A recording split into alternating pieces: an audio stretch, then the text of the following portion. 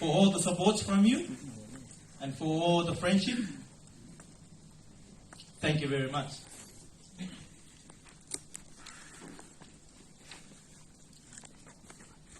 We don't know how long we're going to stay here for, but I think all of the boys here want to stay here in Tasmania. But that's a problem. You're going to find someone that going to invite you to stay in their house. Oh yeah. Thanks all for coming and hope you have a good night with us tonight. Thank you very much.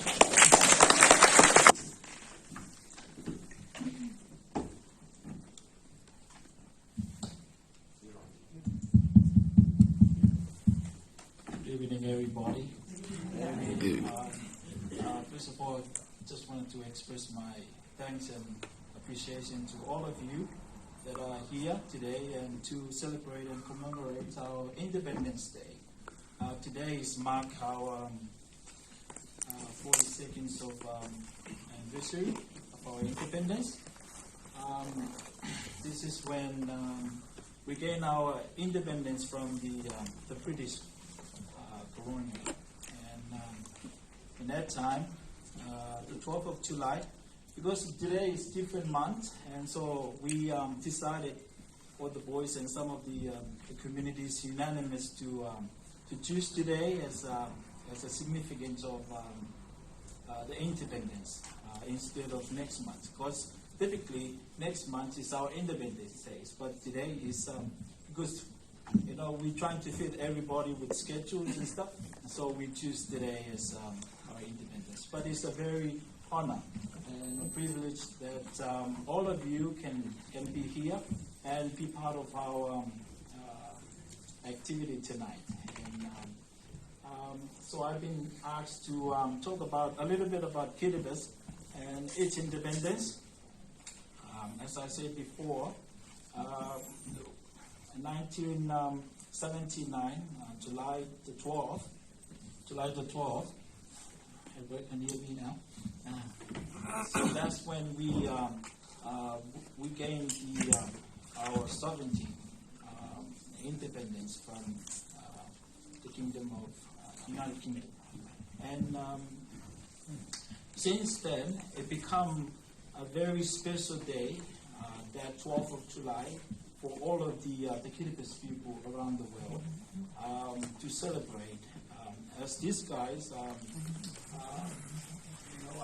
they do their ceremony as well as celebrating on that day.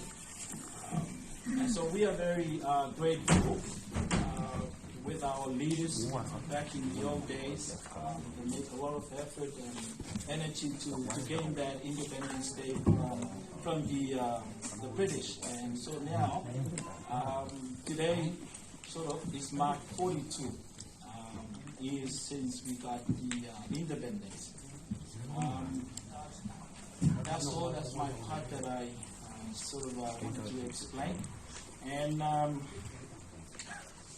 as my friend here is talking about a little bit about Kiribati, is of course it's hot, but it's at the same time is you get the freezing from the ocean. But it's very different with the Australian hot. Here is a very humid, but there is you can feel the freeze. At the same time,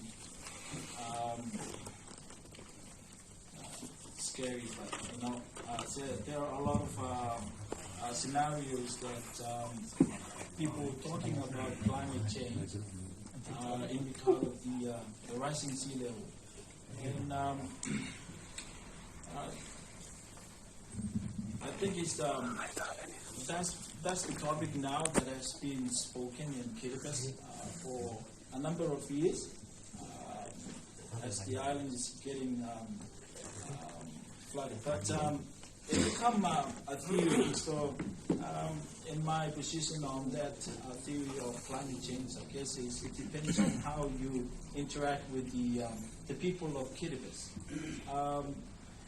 People from the outer island, they won't be really affected by the climate change. but in the capital there's more like concern on that. But anyway, so that's a little bit about Kiribati. Climate change, if you type Kiribati on Google, then climate change is just coming straight up. And that's it. Can see it. And I just want to thank you again, everybody, for being here. And also, I just want to thank Rosie and families and other families from Hobart. They come here, make a lot of sacrifice to be here, as well as the communities to support us and those who will be associated with them. Thank you so much for being here, and I hope that tonight will be an enjoyable night. And as the boys are going to do some items, and as well as some of our Araporaki from Hobart. That's it. And Rapa.